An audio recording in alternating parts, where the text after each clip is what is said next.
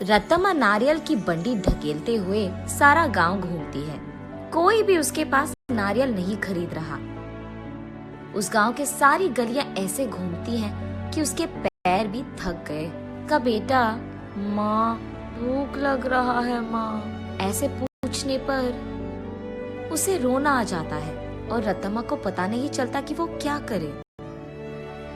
तब वो एक जगह उसकी बंडी रोककर एक नारियल काटकर, आज के लिए खाकर अपना पेट भर लो बेटा, कल अच्छा खाना खिलाऊंगी, ऐसे कहकर अपने बेटे को देखते हुए अपने जीवन को कोसती है।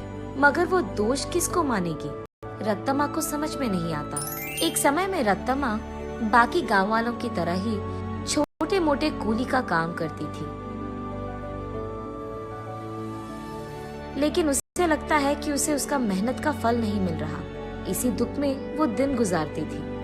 कुछ ही दिन पहले रत्तम्मा का पति पी पी कर मर गया।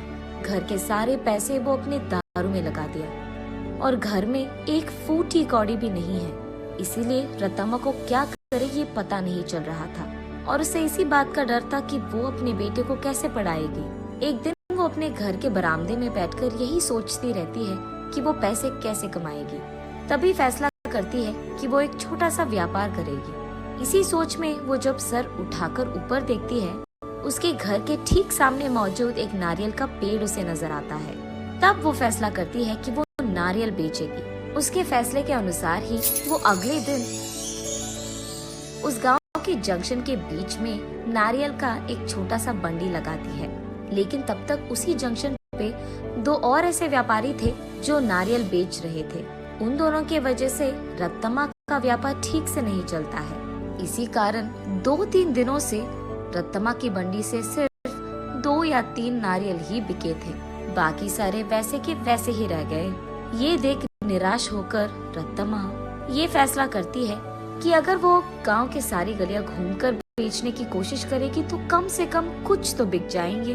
तब जाकर वो ऐसे गलियों में घूमती रही। आंखों में से निकल रहे आंसू को पोंछकर वो बस अपनी किस्मत को कोसकर घर जाने ही लगती है कि बीच रास्ते में उसे एक पाठशाला नजर आती है। उस पाठशाला के बच्चे वहाँ बेच रहे स्नैक्स को देख उस दुकान के चारों ओर घेर कर उनको खरीदने लगते हैं। ये देख रत्तम्मा का बेटा, माँ मुझे भी वो खाना है माँ, ऐसे वो भोला बच्चा पूछता है। ठीक तभी अचानक रत्तम्मा को एक अच्छी योजना सूझती है।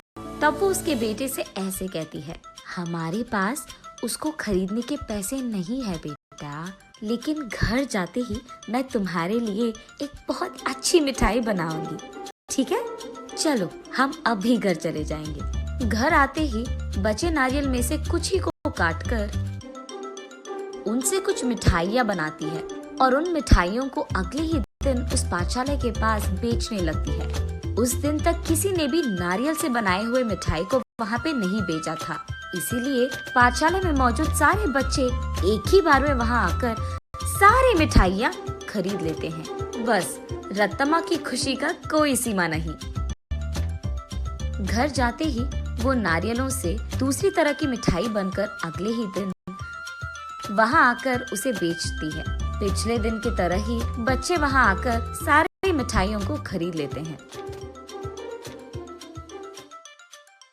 लेकिन कुछ बच्चे ऐसे पूछते हैं, आंटी कल जैसे मिठाई नहीं है क्या?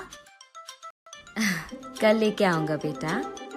ये कहकर घर पहुंचते ही अगले दिन के लिए नारियल से ही 2-3 प्रकार की मिठाइयाँ बनाती है। तीसरे दिन भी सारी मिठाइयाँ बिक जाती है। तब वहाँ मौजूद बाकी व्यापारी ये देख रत्तम्मा के पास आकर ऐसे कहते हैं, अम्मा कुछ मिठाइयाँ हमको भी बेचो, वो हमारे दुकान में बेचेंगे हम तुम्हें दुगना पैसे देंगे इनके लिए, ऐसे कहते हैं। ये सुनकर रत्तम्मा इस बार ज्यादा मात्रा में मिठाइयों को बनाकर अगले दिन वहाँ के व्यापारियों को बेचती है दुगने गुना में। बचे सारे पाठशाला के बच्चों को हमेशा की तरह बेचती है। ये देख बच्चे सारे वापस रत्तम्मा के पास ही मिठाइयाँ खरीदते हैं। ये देख बाकी व्यापारी रत्तम्मा से ऐसे कहते हैं। तुम अगर ऐसे ही हमारे बगल में दुकान लगाकर वही मिठाइयाँ कम दाम में बेचोगे तो हमारा धंधा कैसे चलेगा मैम? अगर तुम्हें बेचना है तो हमारे ही दाम पे बेचना होगा। तब रत्तम्मा, लेकिन बच्चे इतने दाम पे कैसे खरीदेंगे? उस सब से हमारा कोई लेना देना नहीं। अगर यहाँ धंधा करना है तो हमारी सुनो, वरना यहाँ से निकल जाओ। ऐसे कहते हैं। ये सुनकर रत्तम्मा उसके घर पहुंचकर बहुत सोचने लग जाती है। अगले दिन वो उस पाठशाला के पास एक बड़ा सा मिठाई का दुकान ही खोल देती है। उसमें सिर्फ नारियल से बनाई हुई मिठाइयाँ ही बेचती है। अब रत्तम्मा को किसी से कोई लड़ाई करने की जरूरत नहीं पड़ेगी।